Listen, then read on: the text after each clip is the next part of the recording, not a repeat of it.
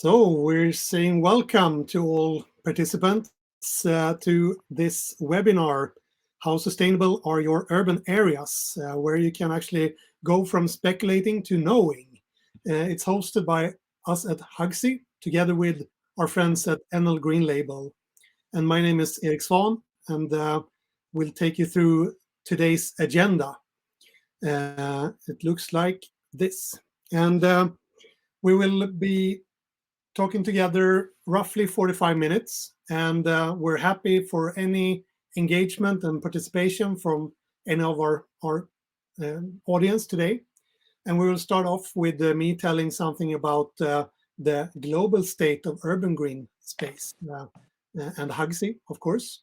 And then we will hand over to our friend Lodewijk Hoekstra from NL Greenlabel. You will be able to present yourself when you start, and also his colleague Martin Alberse from NL Greenlabel. And the reason, of course, for joining today is that we will be launching the next step in our collaboration, introducing the Terrainlabel self-assessment from NL Greenlabel as part of the HUGSI platform.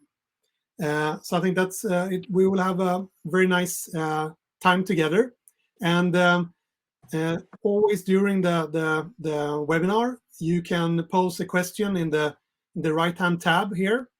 You can also put some notes in the chat or share some reactions using the emojis.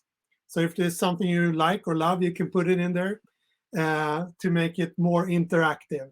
We'll also be sharing some polls in this section, so be aware to have a look at that. And hopefully we will have a very informative and educational journey where we all can learn something new about sustainable green space in this session. So again, warmly welcome. So let's hit it off with the first item here. Introducing HUGSI. Hopefully most of you viewing this know a little bit about HUGSI. And HUGSI, that's Husqvarna Urban Green Space Index. And since 2019, we have been quantifying the urban green space of global cities. And right now, we're actually monitoring 177 cities in 60 countries. And we have a growing list of cities joining HUGSI. So in just a little while, we will be almost 250 cities on the platform. And I think that's really amazing. And what we do is that we try to influence decision makers in cities all across the globe to greenify their urban areas. And we're doing this through three main ways. We can communicate the quantity of greenness in your areas. We allow you to track the development and to benchmark with others.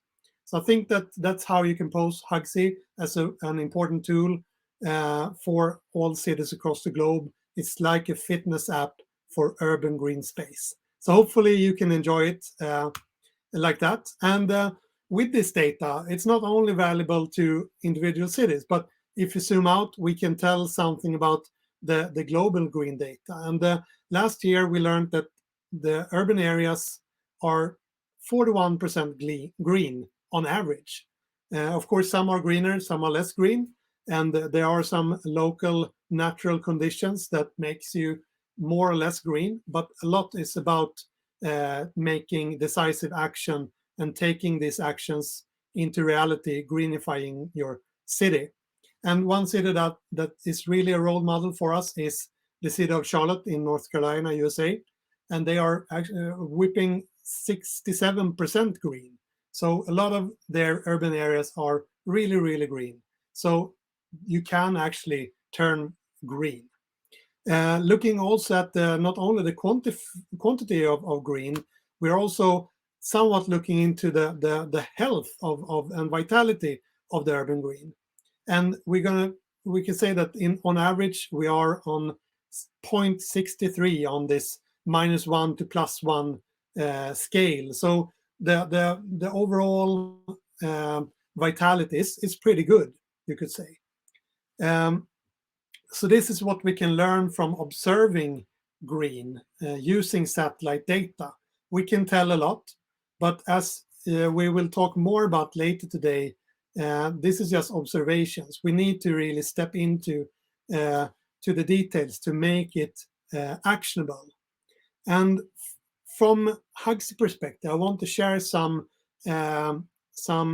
more input on how you can use HUGSI to quantify the greenness. And in this case, we're using Breda as an example of the green KPIs of HUGSI. So for all the cities in the index, you can view the snapshot of the best vegetative day of the previous year. That's what you can see with this.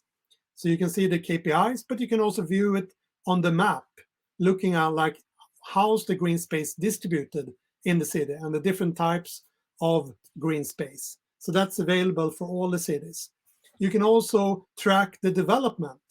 Since we're doing this every year and on the best day, and we have been doing this, so we have 5 years of data for some cities. And in this case, for Breda, we have data since 2018.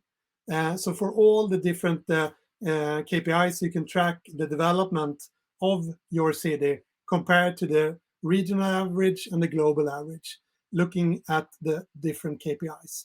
You can also look at the changes that is happening year on year, the positive, neutral, or negative changes from a vegetation perspective. So you can spot the areas where you have these changes happening year to year, and also the significance of change, or from what to what it's the changes happening, like from what type of land use to what other type of land use. So this tells a bit about what is going on in your city. And we can see that there are, of course, a lot of things happening when you're developing a city. Areas that they go from green to other type of use, or from other type of use where you improve the greenness. That's natural. But with this, you can actually pinpoint those locations. The third and a very important part of HUGSI is the benchmark. So from all these KPIs, since we gather them and assess them on the same way, you can compare yourself with the regional average, the global average, but also to specific cities. So you can find your pairs to benchmark. So for all these KPIs, you can compare on per KPI to find out which city is the best one for you to really benchmark with, and to find out how can I actually improve certain areas. So there's tons of opportunity here to really use the tools already in HUGSI to benchmark. And since we have data for 5 years back, it can be actually relevant to look at the development over time. As I said, we can see a lot of shifts and developments happening year on year, but also in the effort of greening your city. On one particular year, it might be so that you are less green than the year before. So it takes time. And we have actually 98 cities which we have data for 5 years back. And from analyzing these cities, we know that the urban green space is actually growing. So it's 1% more green 2020 than it was 2016. And that means that in terms of real data and real areas, it's almost 1.8 billion more square meters of greenery in these cities than before. So on the global scale, this is huge. Again, looking at the vitality, we can see that the vitality has improved over time. Could be due to weather, it could be due to climate, it could be due to local initiatives that actually improve the vitality of the green. So on this overview from the data that we have gathered, we can see a positive growth, both in absolute terms, but also in vitality. And we have learned that it takes this decisive action. So from the HUGSI data, you get this quantification, you get the development over time, you get the global benchmarks and local benchmarks, of course, but still it's the observations. We cannot really tell so much about the beauty of the green space. We cannot tell so much about the accessibility of this the green space. We cannot tell so much about the sustainability of the green space or the biodiversity of the green space. For that you need to take more local analysis and local data and local knowledge. And that's actually why we partner up with NL Greenlabel, that we will hear more about now. We partnered up a couple of years ago because from the HUGSI perspective, we understand that just the quantification is great. It's a great starting point, but to really make a difference, you need to understand more. You need to learn more. So connecting with partners that keep this knowledge and they keep this experience is what we wanted to do. So with NL Greenlabel, we have done a lot of amazing things during our partnership, but also now we mark a really significant milestone where we actually bring in part of the knowledge from NL Greenlabel and their Terrainlabel assessments as a part of HUGSI, where we are launching now the Terrainlabel self-assessment, which is the first step you can take by assessing your urban areas from a sustainability perspective in order to learn more, to plan better, to achieve greater results when it comes to sustainability and biodiversity. And to really talk about this in more depth, we have Lodewijk and Martin in this call. So I would like to hand over to you guys to share a bit more about what you're doing, NL Greenlabel, and how you can actually make use of this new self-assessment tool, part of HUGSI. So, Lodewijk, perhaps you can take over. Yeah, thanks, Eric. Great to hear all the work you do with HUGSI. Very inspiring. This is also the reason, of course, why we had contact, I think 1.5 years ago, about the things you're doing with HUGSI. And HUGSI is, of course, from the Husqvarna group. And Husqvarna is a Dutch partner from NL Greenlabel. We are a network organization. We also give labels to make sustainability measurable for plants, products, and also for whole areas. And then we started talking about HUGSI and quantifying greenness in cities worldwide. And then about the discussion, how sustainable is green. You have so much different kinds of green, and there's more to it than just looking at it from a global perspective with satellites. And this is why we started talking about sharing knowledge. It's very important. And we, of course, have the labels, the sustainability passports. And so we started thinking about, well, why not working together in a collaboration? HUGSI can tell you something about the sustainability of, or something, the quantifying green in cities, and then NL Greenlabel could say something about how sustainable is this green. And to make it measurable, we have the Terrainlabel in the Netherlands, and now we developed a self-assessment tool together with you guys, with Husqvarna. So the idea is, whenever people want to know where they're staying and what the chances are to make green more sustainable, or how to get more green in the public spaces, you can fill out this form. Martin will explain some more later on. But why is this so important? Well, as some of you might know, the Netherlands is really densely populated, and we have a lot of big challenges. Like, for example, it's an urban delta. We're below sea level most parts of the country, and we have a lot to do with climate change. The Netherlands is a champion in biodiversity laws, We have a big energy question, so we don't want to use gas anymore, and it has to be electric. So all those things combined, you see in the public space. It's a big challenge how to manage it and how to design this. And sustainability is a big question. So this is what's happening in the Netherlands. And of course, it has to be circular. We have to look at biodiversity, climate, health. And then green is a scientific way. They did a lot of research. Green and nature is a very important ingredient. So this is why we started NL Greenlabel to make sustainability measurable and to make sure that green is embedded in the right way in our public and private space. And making it measurable, it helps deciding what policy you can make on this and how to ensure ambitions are also endorsed long term. So this is where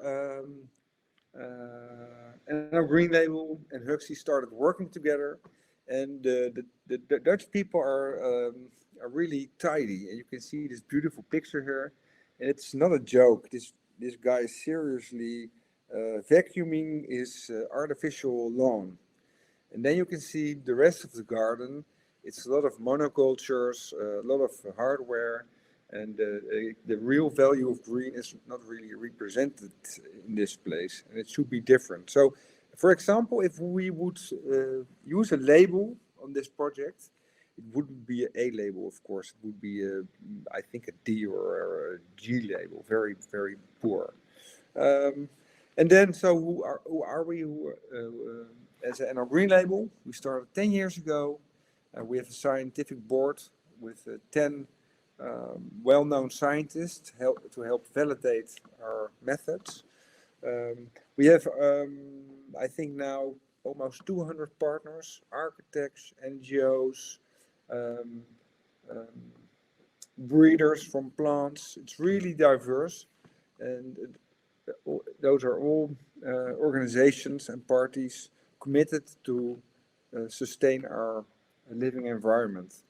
So there's a lot of knowledge in our network, and with the sustainability passports and the method we developed together, it's a real strong movement. And what we would like is to help the professionals and governments make the right choices and to get a more integrated approach how to develop and to manage your green space. It's important. The next sheet. So I talked about the sustainability passports for products, for plants, and also for areas. This is like the motor block from NL Greenlabel, the thing we worked on for 10 years. 10 years ago, we started with a discussion, how sustainable are products and materials. You have all kinds of labels, and that's a good thing. For example, like FSA for wood, it's very good. Woods are well managed, but if we don't look further in the sustainability chain about, for example, transport or the lifespan of products, it could be a FSC product, can be chemically modified, for example, and you end up with chemical waste at the end of the chain. So if you really want to say something about sustainability for a product and material perspective, you want to look in the whole chain. The same applies for plants. For example, plants, it's very good if they're breeded with a biological certificate. It means you don't use artificial fertilizer and no chemical ways of managing disease, for example. But it still can be a plant from Spain, for example, like a palm, and it doesn't do anything for biodiversity. So this is where we started. We started looking with sustainability passports for products and materials and also for plants. And then we thought, hey, wow, shouldn't we look at the bigger picture, the area as a whole? Because even if you have the most sustainable plant of the world and it's really, really nice and you don't have plastic but alternatives, you still can make a monoculture of this, and you can still, even if you have a good design with diversity, you can manage it the wrong way, and it's all a mode at the wrong time. And this is where the world of Husqvarna and HUGSI is coming together with the world from NL Greenlabel, because all the things are interconnected, and you want to have overall vision and an integrated approach, and you should be able to make things measurable. So the area labels are really interesting, and you have the big area label for big terrains. Well, maybe Mart, do you want to take over with the difference between the terrain label and the area label and the way we implement it on HUGSI? Yes, thank you. My name is Maarten Albertsen. I work with NL Greenlabel on the methodologies how to measure the sustainability of areas and terrains. And as Lodewijk introduced, we have two different tools, and with HUGSI together we made the NL Terrainlabel accessible for everyone. And the main goal is asking the right questions. The Terrainlabel is a method that guides you through different aspects of sustainability that are relevant for every area there is. And therefore, Eric, I would like to pose the first poll, where either you are working on the development of a project or of your current terrain, where your company is or where you live. Do you look at sustainability? And if so, at what sustainability aspects? On the right, you can now find the poll and submit your answer. In the meanwhile, I'll continue. To provide good questions and to work on what is relevant for sustainability, we took two different approaches. First, we connected our labels to the Sustainable Development Goals, and we have a board of scientific advice to provide whether we are asking the right questions, and we implement it as well. And when you make a contribution on one of our labels, we can say, okay, you're contributing to this SDGs, for instance, the sustainable cities and communities, is of course a very relevant aspect for urban green, but also life on land and responsible consumption and production. So those are all interconnected. At the end of the self-assessment, you can get a grade. That's an indicative label of your area, how well you're doing, and you can see how many points you got from it.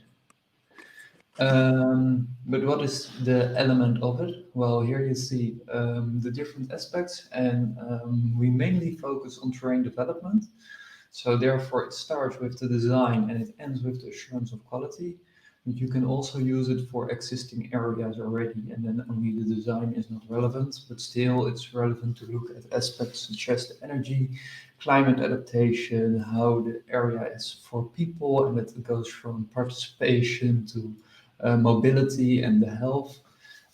Under the aspect soil and water, we look at climate adaptation again, how to deal with pluvial water, but also with drought. And of course, very important, biodiversity. What aspects do you have for biodiversity? Is there a vertical vegetation structure? Those are all relevant elements. But also, can species come there from different areas? How do birds and insects come into your area? Can we see the results? Well, the result is rather clear. It's not considered, or there are other aspects. So it might be good for the terrains that people are working on or living on, to fill out this form, and then you can see like, okay, these are things that I can actually work on, that I can improve on, and have added value with my area. And the last thing, which is often underestimated, is the assurance of quality. You can design or create a very beautiful area, but if you cannot maintain it, if you cannot keep it in the right condition, it's still not so sustainable. So you should also take care of that last aspect. And the self-assessment is a tool that guides you through all these different aspects by asking questions and inspiring on what solutions you could apply for it. This tool can be used in different phases of the process. This can be either if it's a static situation where nothing is going on, so more like an orientation, where are you, But also you can fill it out, where do I want to be in your ambition? And then when you start working out these changes in your design, you can check again, okay, my ambition was to do this.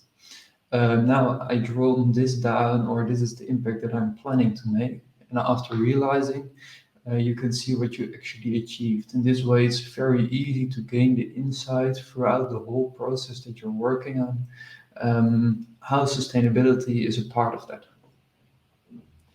To give some examples, I have two different questions. This first one is about the pluvial water in the area.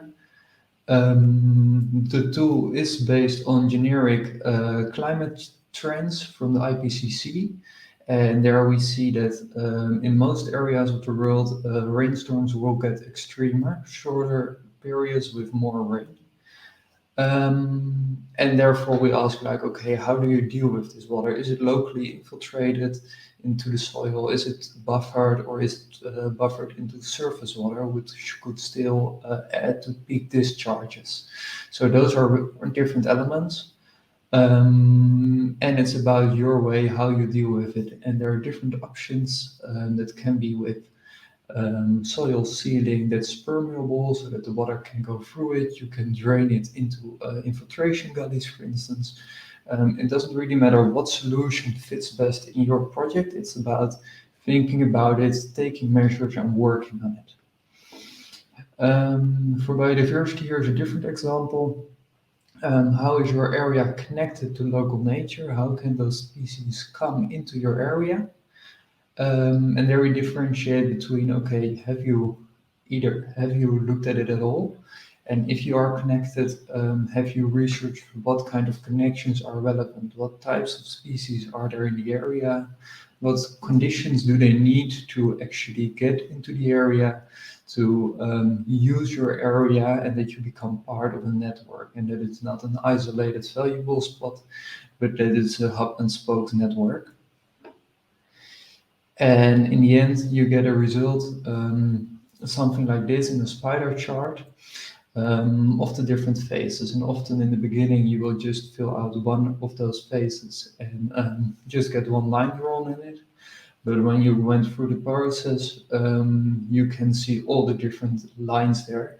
You can see, for instance, that your ambition was really high and your design was a bit lower. And then you realized, okay, I want to improve. So for the realization, you worked harder to achieve the line of your ambition again. So there you can compare it. And it's not really about this result, but it's more about the insight into your process. What are you doing? How can you help? And what do you do with it? That's also for the next part. Take measures. Think about, what am I doing? Why am I doing it? How is this area used? How do different flows go? And take measures. See how you can improve it. For instance, by removing some of the soil sealing and bringing back green, by adding facilities for biodiversity, by making a better vegetation structure in your area. But look at your area and see, like, okay, I can really improve on this, and what fits in this terrain. From our side of NL Greenlabel, of course, we are available to help. If you have questions, if you are working with this, we can assist in the process. And we also give out official terrain labels. On the right, you see a picture of a project in Zwijndrecht in the Netherlands, where they remodeled a playground from a very gray sealed area into a very green, adventurous playing area for kids. And the municipality, with their subcontractors, worked on this Terrainlabel, and a Terrainlabel expert provided us with the evidence that they showed, like, okay, we're really doing well.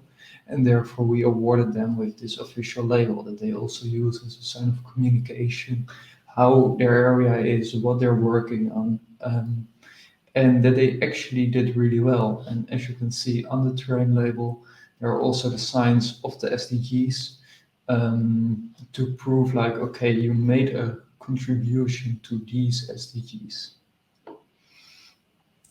What is relevant for this to say, the tools of NL Greenlabel have been developed for the Netherlands, but they're built on international literature.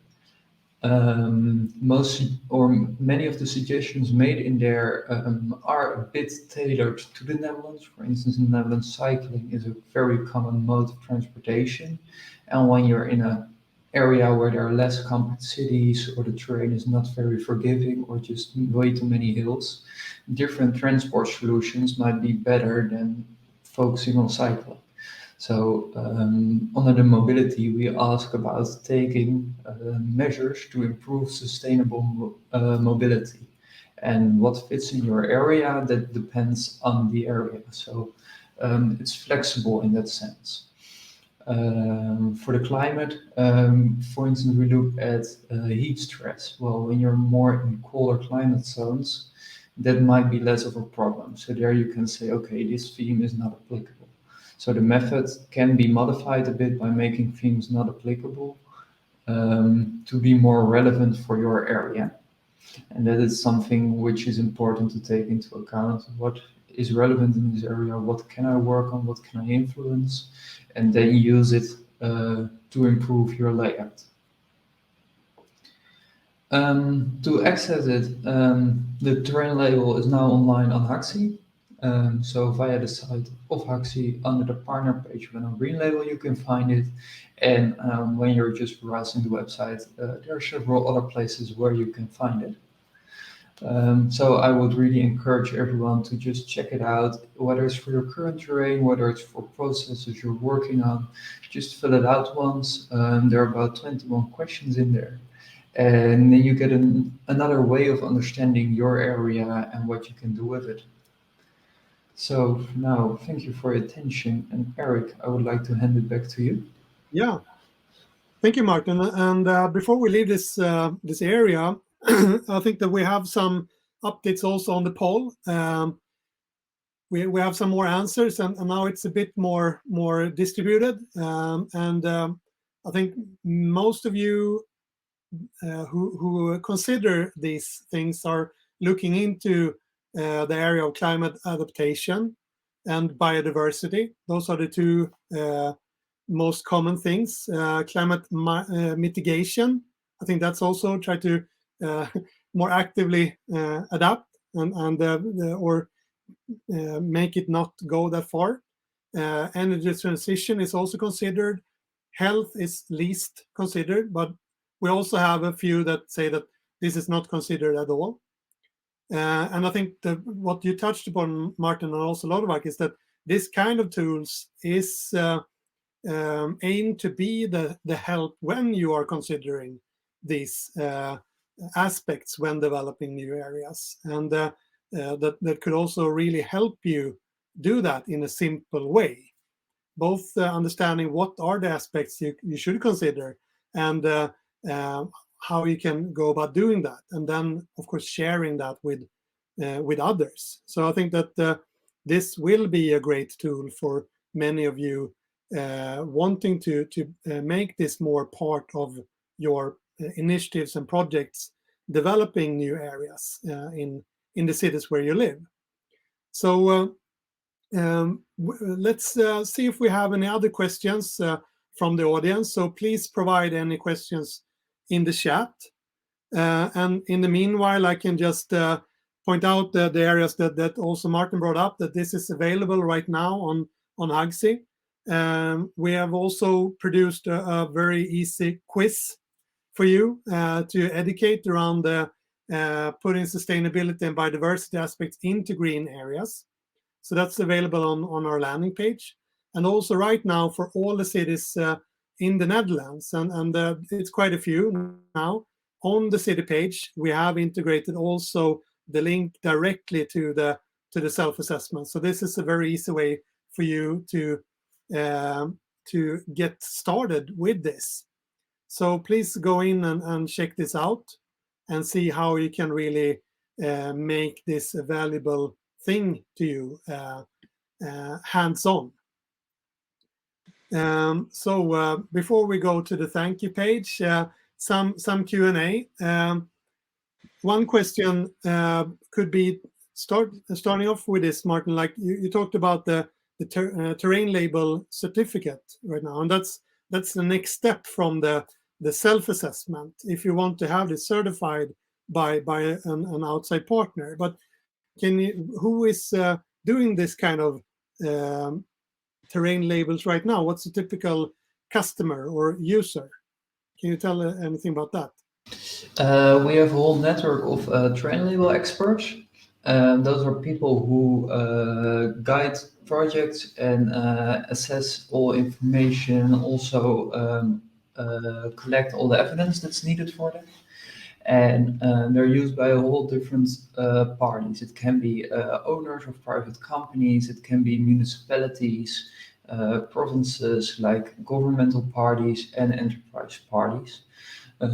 Sometimes it's used by a design firm, landscape designers, to show like, okay, I'm really working on this quality.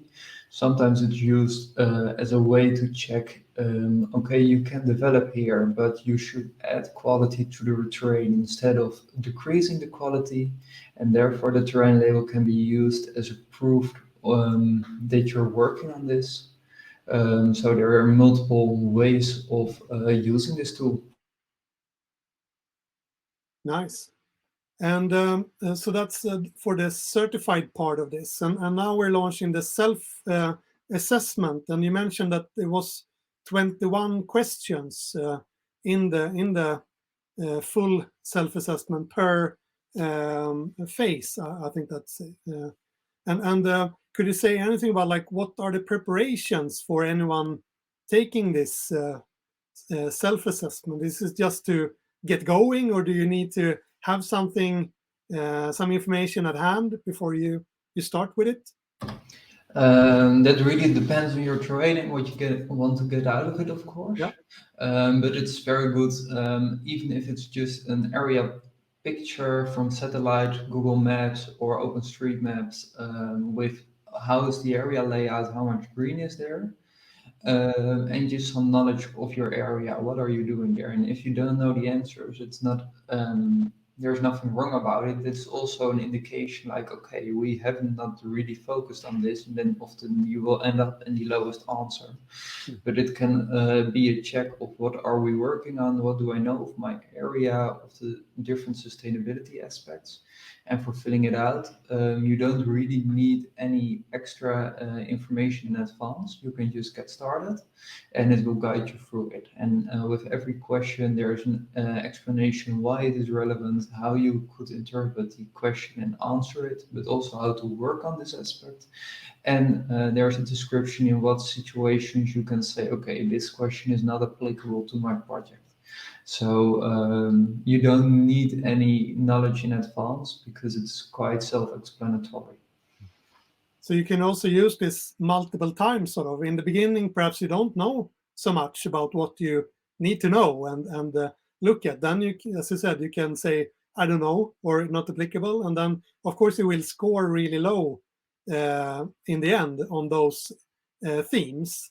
But then you know what to focus on and develop next time. And then as you learn, as you develop, you can take the assessment once again, and hopefully you score better.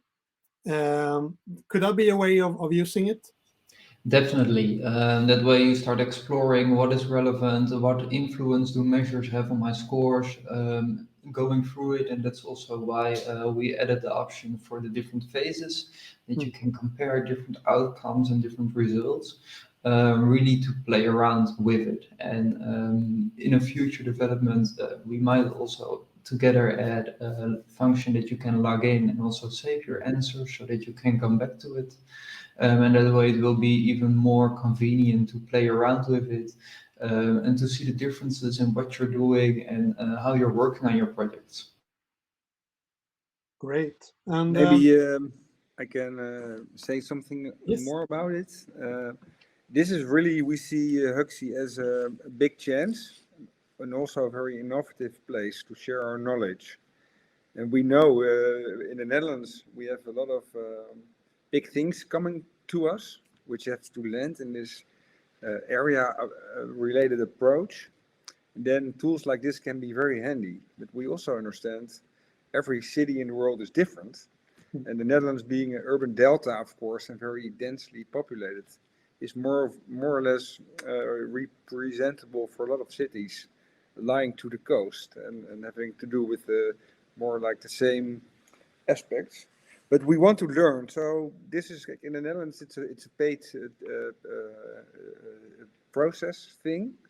But if people want to use it and want to learn and want to share their learnings with us, it can help us getting more insights. So it's a thing we want to invest in, as being NL Greenlabel, and hopefully we can get this more scalable in the future. And maybe this is the little brother. We also have the area label, the bigger label, and maybe we hope this is the beginning of a broader, working together and learning from each other. So it's good to say. Yeah, that's great. And a follow-up question on that. You talked about the area, and now we're talking about Terrainlabel. Can we define what is a terrain? How big is that? Is it how small could it be to be relevant? That's a very relevant question and sometimes hard to answer. We have two different tools: the terrain labels overall for smaller areas and the area labels for larger areas. But size is relevant, but it's also about the complexity of the developments going on. The terrain labels for relatively easy projects. So, for instance, all ground is owned by a company or by the government, but there are not too many stakeholders involved. While the area labels for more complex areas, for instance, a whole neighborhood or a business park, where there are multiple stakeholders, there's public and private interactions, there is also a larger contribution that you can make, but also more studies that have to be done for local nature, for the environmental impact assessments. So you can mainly say that the terrain label is applicable on not complex areas. So the size is a bit of a matter, but then it's more the complexity and the number of stakeholders that differentiate with users. And I guess the self-assessment as such could be used in many cases also just for the learning part. Exactly. It can, for instance, be the playground of a school, but also the whole outside of a large company. There's a large difference in how big they are, but in the complexity, it's relatively similar. And the terrain label has really been written also to be used by, well, everyone who's working with this, while the area label contains more jargon and also needs a bit more knowledge about spatial planning and environmental impact. Great. So if there is any other questions from the audience, please share it now. And otherwise, we can also start to wrap this up a bit. And I think that this is really a milestone now when we get this new functionality as part of HUGSI, where you can, as any visitor, learn more about sustainability and biodiversity in the quiz, and then also continue using this very comprehensive tool that the Terrainlabel self-assessment is to learn how to develop sustainable areas, but also to use it hands-on in your projects, defining it, designing it, communicating to your stakeholders where you're at, and to make these themes and questions more embedded part of the things you're doing. Lodewijk, could this be a way to make really take this integrated approach that you were after? Any final thoughts on that? Yeah, well, I think the conclusion is, after doing this for 10 years in the Netherlands and seeing what's happening in the municipalities and what the government's aiming for, and the big things are coming after us, the integrated approach is the base of everything. So if you compare it to how the nature works, it's also an ecosystem. Everything is related to each other. So this is where it can really help to get an integrated approach to get more balance between nature and mankind, and to look at all the themes in once. instead of like green is a sort of decoration and only a cost thing, it really can help in getting more healthy, climate robust environment. So this is where we try to contribute on, and working together with HUGSI and sharing this information with other people in the world, and of course learning from them again. It's very interesting. So looking forward to the future. Perfect. So let's just say thank you for attending. And I hope that you can start using this right now. Get started. Get started with your learning and using this tool. And we got the final question. Show again the URL where we can find the self-assessment tool. Yeah, it's available on HUGSI.green, and you can find it right now on all the Dutch cities, and also, of course, part of the NL Greenlabel partner page. So it's available there, and it's easy to use, and you have the direct link there also now answering your question. So thanks for asking that. Thank you for attending. Thank you, Lodewijk. Thank you, Martin. Let's continue this, and I hope that we can change the world into a better place, partly thanks to this new tool. See you guys. Thank you very much, Eric. Bye, guys. Thank you. Yeah, bye-bye.